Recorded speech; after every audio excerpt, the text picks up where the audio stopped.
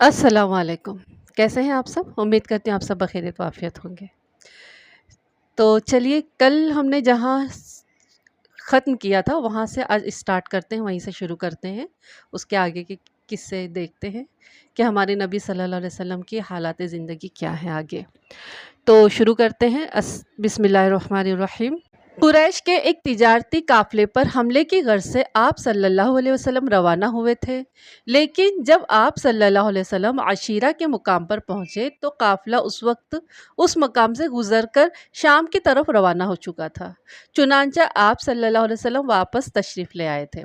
پھر جب آپ صلی اللہ علیہ وسلم کو اطلاع ملی کہ وہ قافلہ شام سے واپس آ رہا ہے اور اس سامان تجارت کا منافع مسلمانوں کے خلاف استعمال ہوگا، اس لیے آپ صلی اللہ علیہ وسلم نے حکم دیا، قریش کا تجارتی قافلہ آ رہا ہے، اس میں سامان ہے، ان کا مال و دولت ہے، تم ان پر حملہ کر کے آگے بڑھو، ممکن ہے اللہ تعالیٰ تمہیں اس سے فائدہ دے۔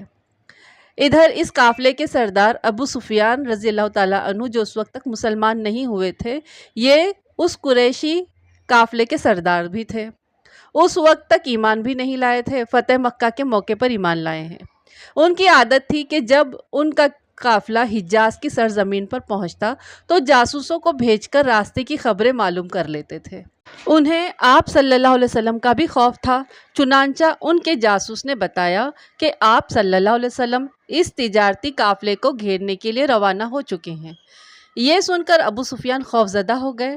انہوں نے فوراً ایک شخص کو مکہ کی طرف روانہ کیا اور ساتھ ہی اسے یہ ہدایت دی، تم اپنے اونٹ کے کان کاٹ دو، کجاوا الٹ دو، اپنی قمیض کا اگلا اور پچھلا دامن پھاڑ دو، اسی حالت میں مکہ میں داخل ہونا، انہیں بتانا کہ محمد صلی اللہ علیہ وسلم اپنے اصحاب کے ساتھ ان کے قافلے پر حملہ کرنے والے ہیں۔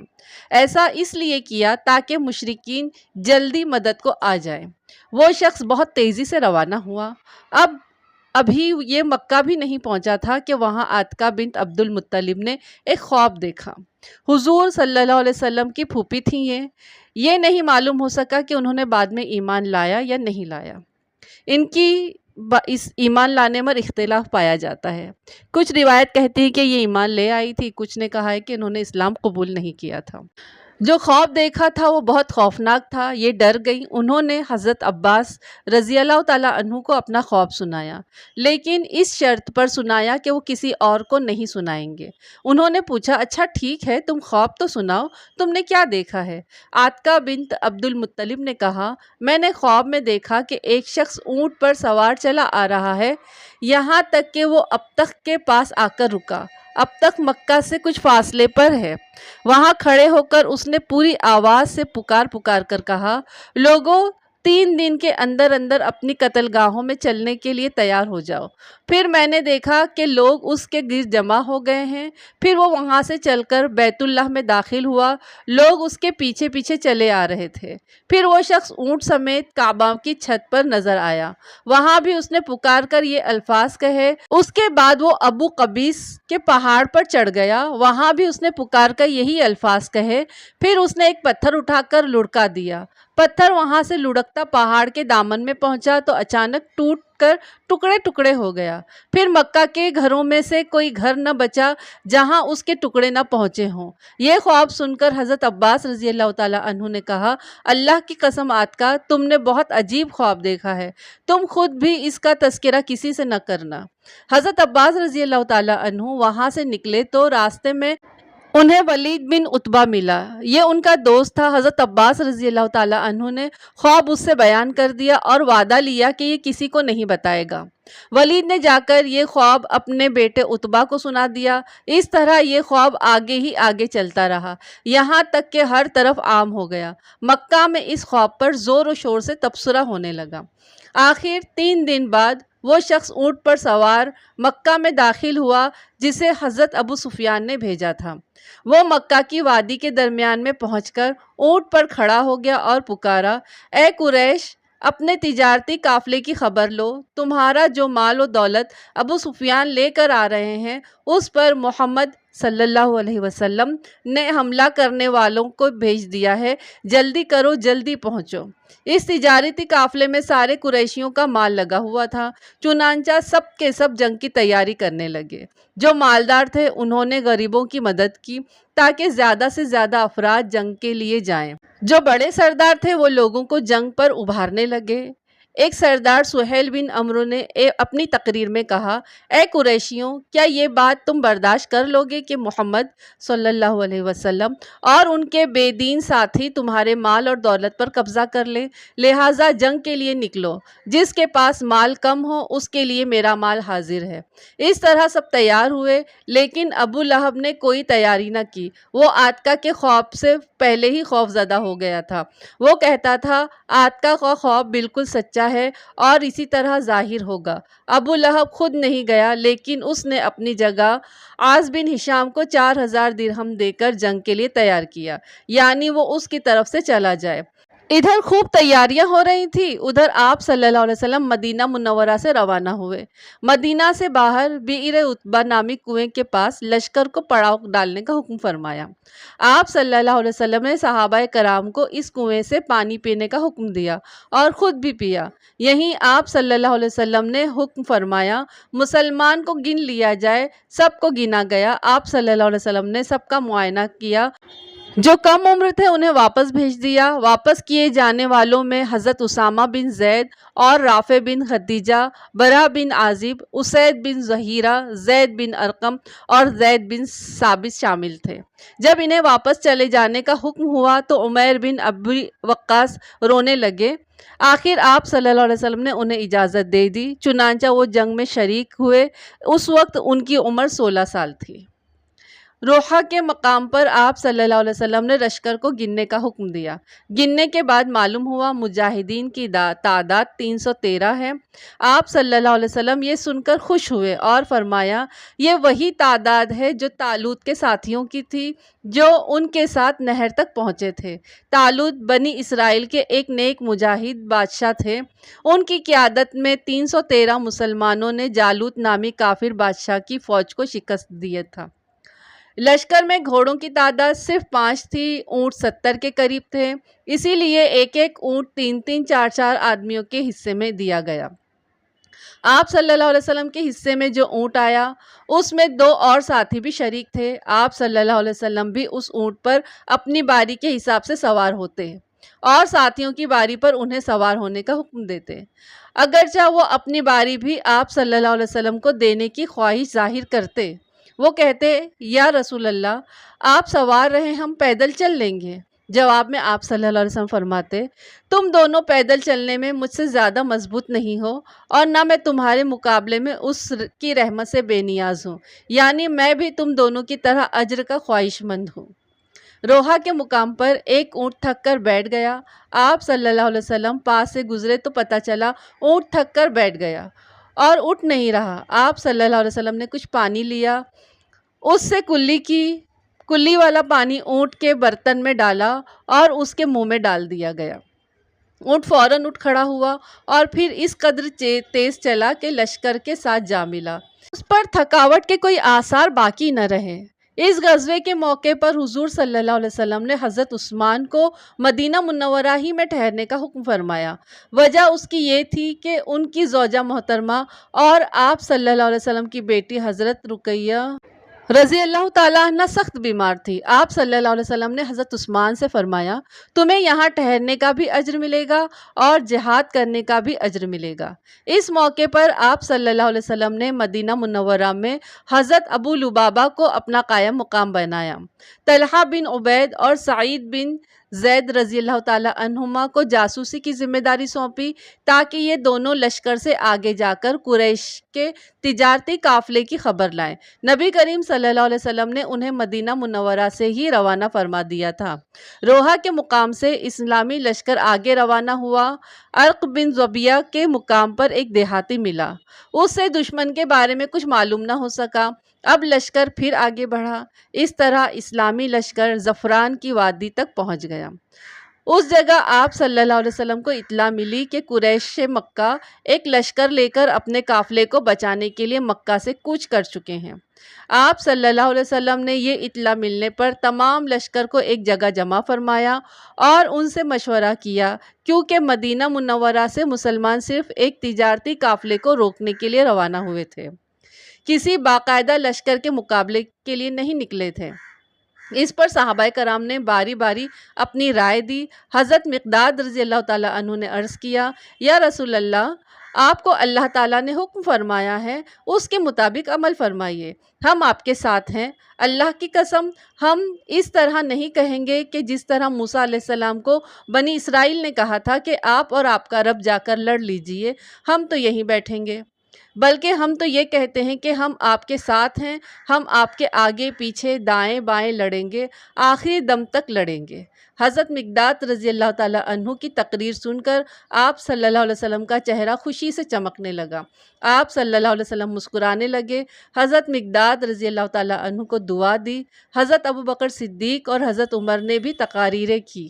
ان کی تقاریر کے بعد نبی کریم صلی اللہ علیہ وسلم نے انصاری حضرات کی طرف دیکھا، کیونکہ ابھی تک ان میں سے کوئی کھڑا نہیں ہوا تھا۔ اب انصاری بھی آپ صلی اللہ علیہ وسلم کا اشارہ سمجھ گئے، چنانچہ حضرت سعد بن معاذ رضی اللہ تعالیٰ عنہ اٹھے اور عرض کیا، یا رسول اللہ، شاید آپ کا اشارہ ہماری طرف ہے، تو عرض ہے کہ ہم ایمان لا چکے ہیں، آپ کی تصدیق کر چکے ہیں اور گواہی دے چکے ہیں، ہم ہر حال میں آپ کا حکم مانیں گے، فرما برداری کریں گے۔ ان کی تقریر سن کر آپ صلی اللہ علیہ وسلم کے چہرے پر خوشی کے آثار ظاہر ہوئے، چنانچہ آپ صلی اللہ علیہ وسلم نے فرمایا، اب اٹھو، کوچ کرو، تمہارے لیے خوشخبری ہے، اللہ تعالیٰ نے مجھ سے وعدہ فرمایا ہے کہ وہ ہمیں فتح عطا فرمائے گا۔ زعفران کی وادی سے روانہ ہو کر آپ صلی اللہ علیہ وسلم بدر کے مقام پر پہنچے۔ اس وقت تک قریشی لشکر بھی بدر کے قریب پہنچ چکا تھا۔ آپ صلی اللہ علیہ وسلم نے حضرت علی کو قریش کے لشکر کی خبر معلوم کرنے کے لیے بھیجا۔ انہیں دو ماشکی یعنی پانی بھرنے والے ملے، وہ قریش کے لشکر کے ماشکی تھے۔ ان دونوں نے لشکر کے بارے میں کافی معلومات فراہم کی۔ انہوں نے لشکر میں شامل بڑے بڑے سرداروں کے نام بھی بتا دیے۔ اس پر حضور صلی اللہ علیہ وسلم نے اپنے صحابہ کرام سے فرمایا، مکہ نے اپنا دل اور جگر نکال کر تمہارے مقابلے کے لیے بھیجے ہیں، یعنی اپنے تمام معزز اور بڑے بڑے لوگ بھیج دیے ہیں۔ اس دوران ابی سفیان قافلے کے راستہ بدل چکے تھے اور اس طرح ان کا قافلہ بچ گیا، جبکہ اس قافلے کو بچانے کے لیے جو لشکر آیا تھا اس سے اسلامی لشکر کا آمنا سامنا ہو گیا۔ ادھر ابو سفیان رضی اللہ تعالیٰ عنہ نے جب دیکھا کہ قافلہ تو اب بچ گیا ہے، اس لیے انہوں نے ابو جہل کو پیغام بھیجا کہ واپس مکہ کی طرف لوٹ چلو، کیونکہ ہم اسلامی لشکر سے بچ کر نکل آئے ہیں۔ لیکن ابو جہل نے واپس جانے سے انکار کر دیا۔ قریشی لشکر نے بدر کے مقام پر اس جگہ پڑاؤ ڈالا جس جگہ پانی نزدیک تھا۔ دوسری طرف اسلامی لشکر نے جس جگہ پڑاؤ ڈالا، پانی وہاں سے فاصلے پر تھا۔ اس سے مسلمانوں کو پریشانی ہوئی۔ تب اللہ تعالیٰ نے بارش برسا دی اور ان کی تمام تکلیفیں دور ہو گئیں۔ جب کہ اس بارش کی وجہ سے کافر پریشان ہو گئے، وہ اپنے پڑاؤ سے نکلنے کے قابل نہ رہے۔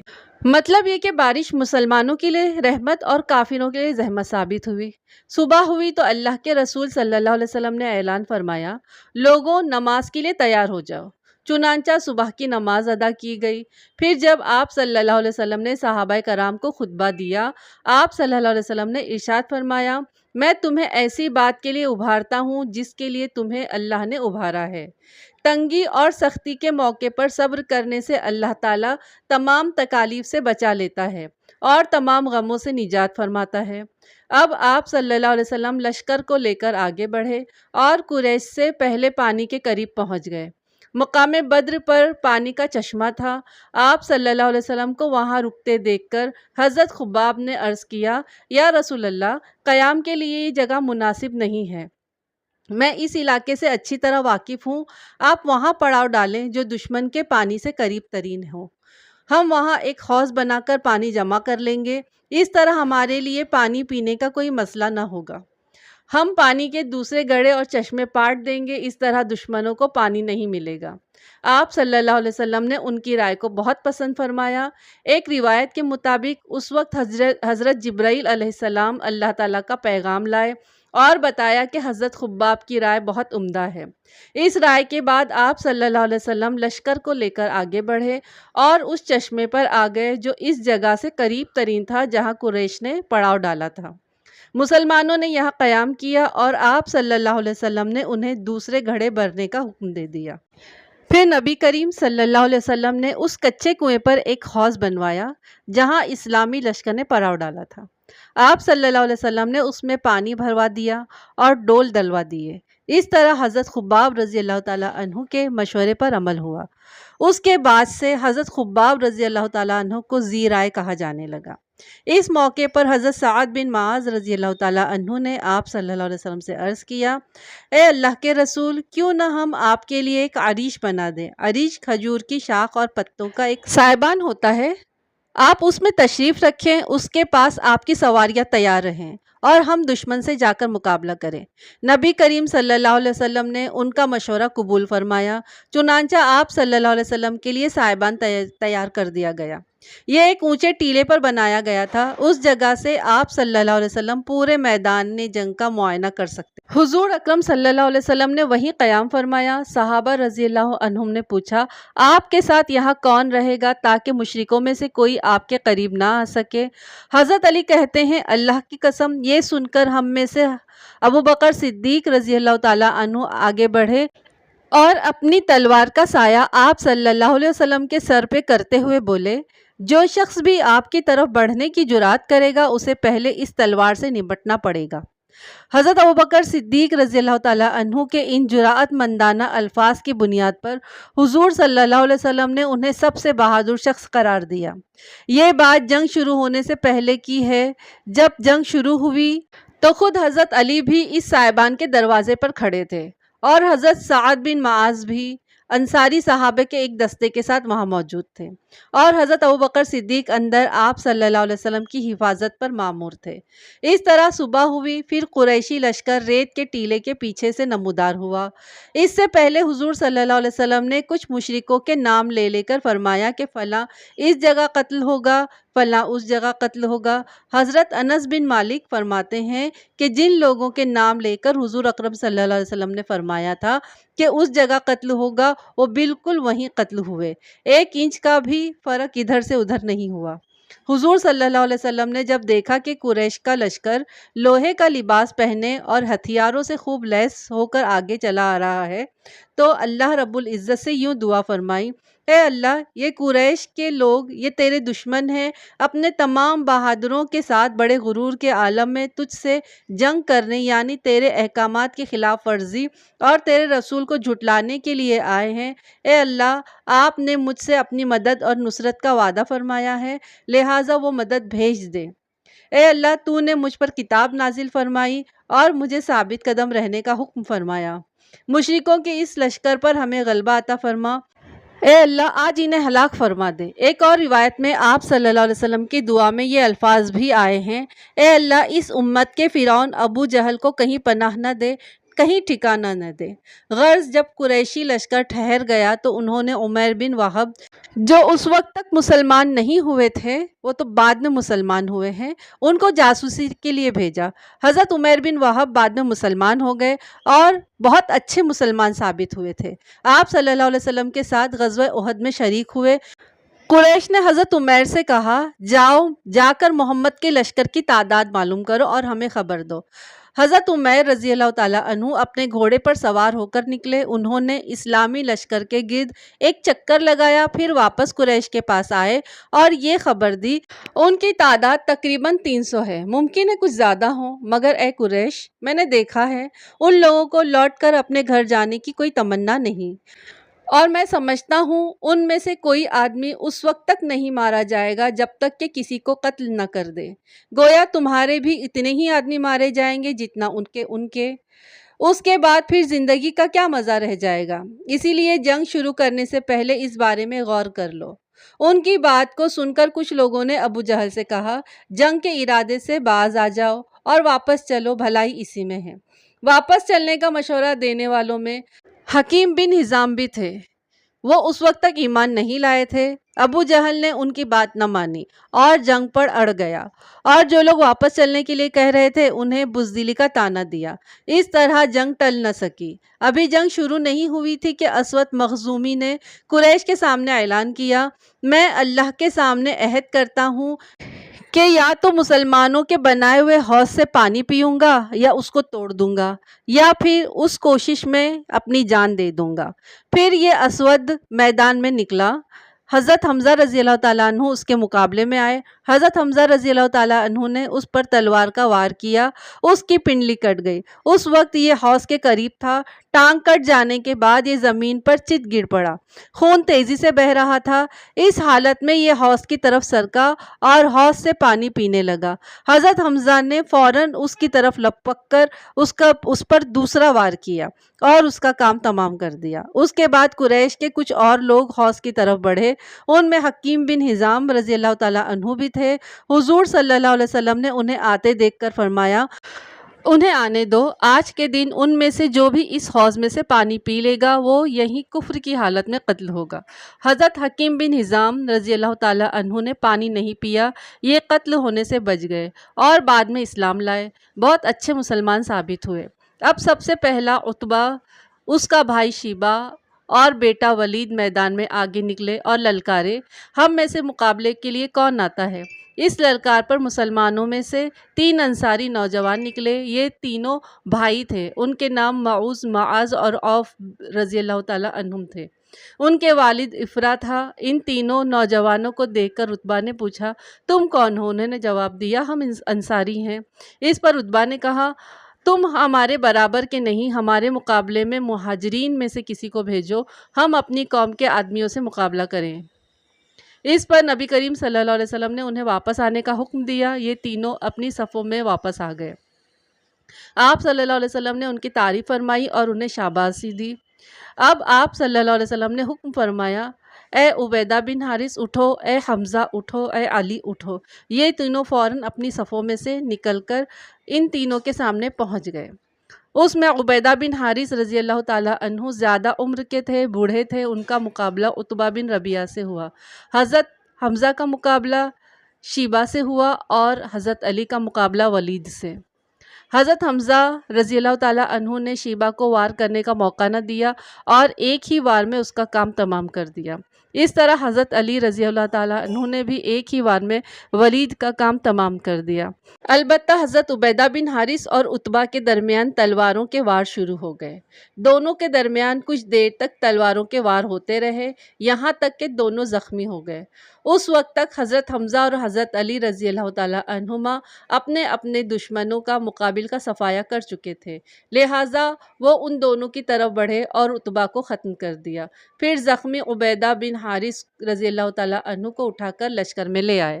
انہیں آپ صلی اللہ علیہ وسلم کے پاس لٹا دیا گیا۔ انہوں نے پوچھا، اے اللہ کے رسول، کیا میں شہید نہیں ہوں؟ آپ صلی اللہ علیہ وسلم نے فرمایا، میں گواہی دیتا ہوں کہ تم شہید ہو۔ اس کے بعد صفرہ کے مقام پر حضرت عبیدہ بن حارث رضی اللہ تعالیٰ عنہ انتقال فرما گئے۔ انہیں وہی دفن کر دیا گیا۔ جبکہ حضور صلی اللہ علیہ وسلم غزوہ بدر سے فارغ ہونے کے بعد مدینہ منورہ کی طرف لوٹ پڑے۔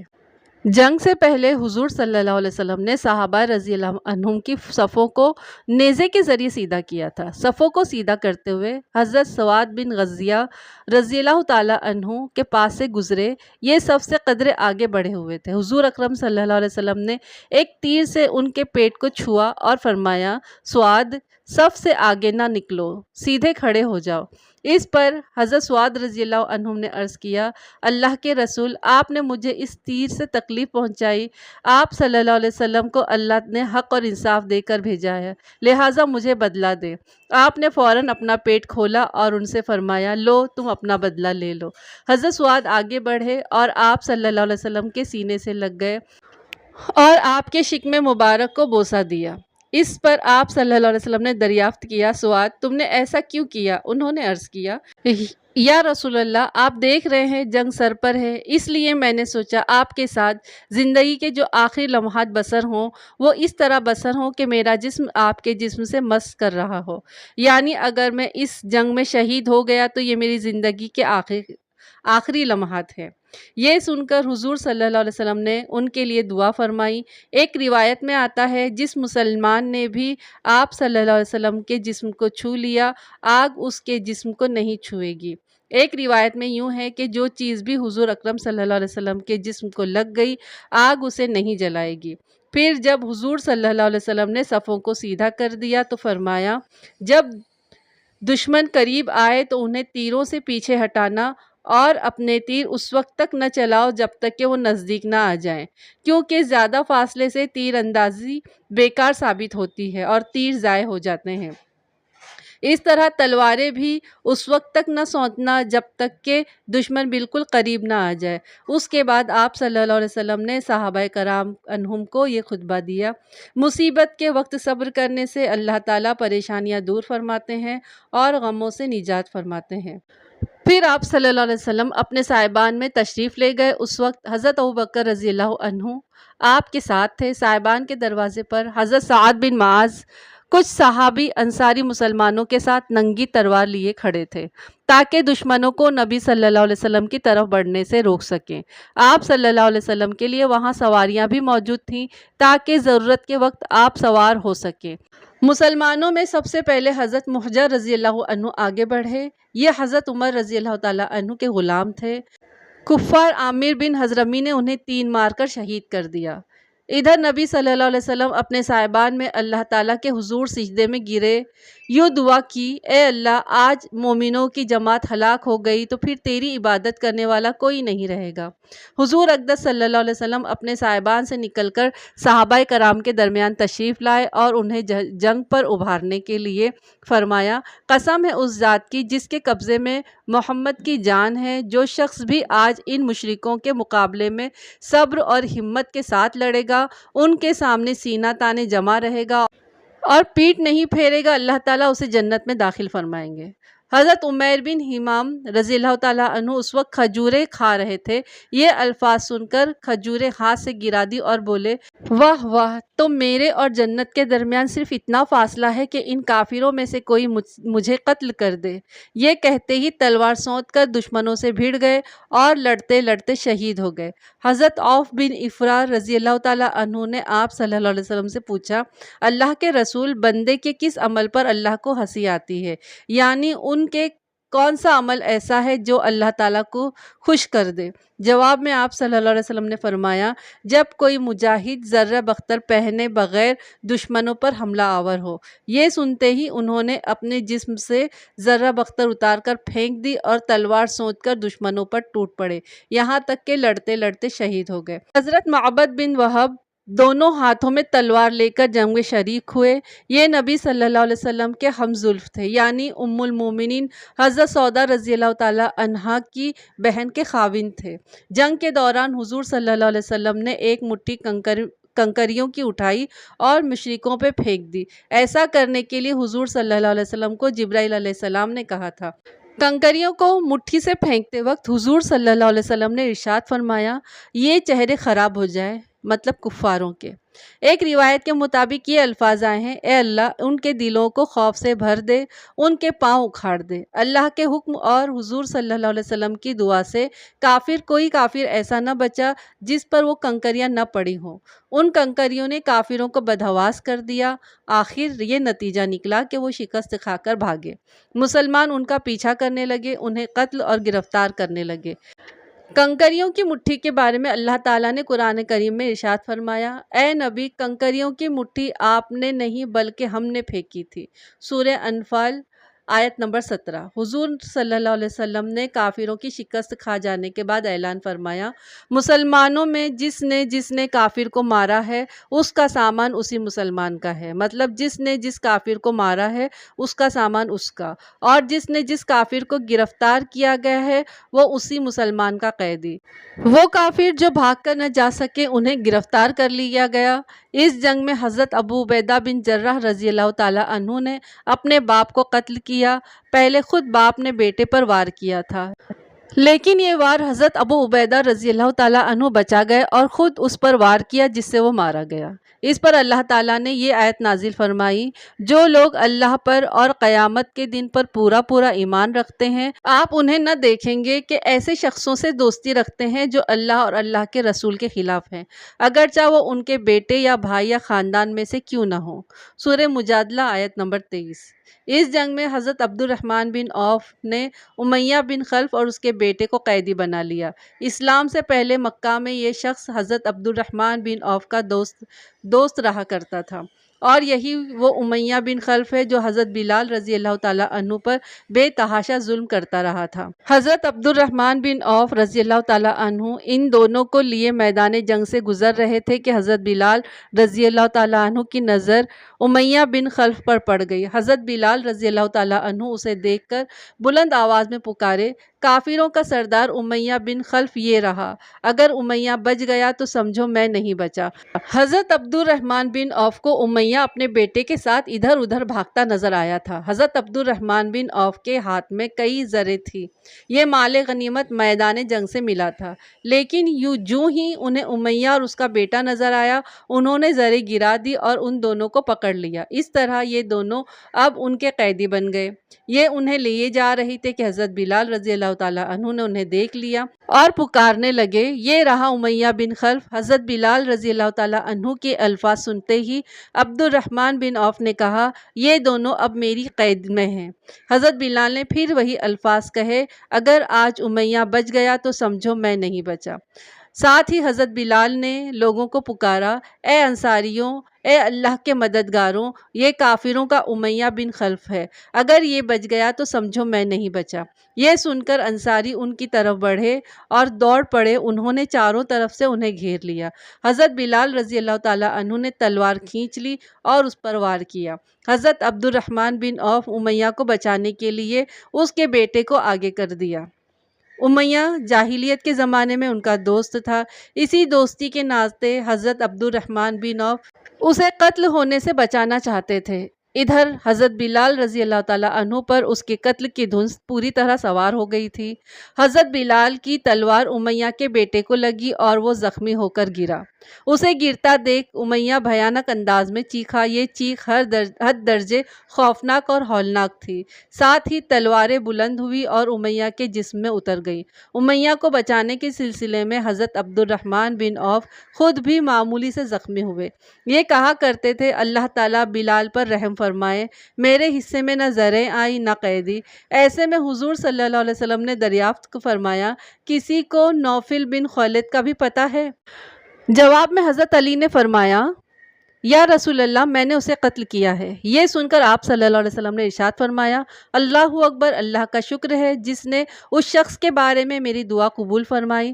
جنگ شروع ہونے سے پہلے اس نوفل بن خالد نے بلند آواز میں کہا تھا، اے قریش کی جماعت، آج کا دن عزت اور سربلندی کا دن ہے۔ اس کی بات سن کر آپ صلی اللہ علیہ وسلم نے فرمایا تھا، اے اللہ، نوفل بن خالد کا انجام مجھے دکھلا۔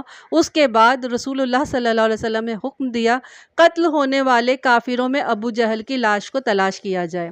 ابو جہل نے جنگ شروع ہونے سے پہلے کہا تھا، اے اللہ، دونوں دینوں یعنی اسلام اور کفار کے خود ساختہ دین میں جو دین تیرے نزدیک افضل اور پسندیدہ ہو اسی کی مدد فرما اور نصرت فرما۔ آج کے لیے بس اتنا ہی، انشاءاللہ اس کا اگلا حصہ کل۔ تو آپ لوگ مجھے دعا میں یاد رکھیے، اپنا خوب خیال رکھیے، تب تک کے لیے السلام علیکم، اللہ حافظ۔ لائک کریے، پلیز لائک کریے، اور اچھا لگے تو شیئر بھی کریے۔ السلام علیکم۔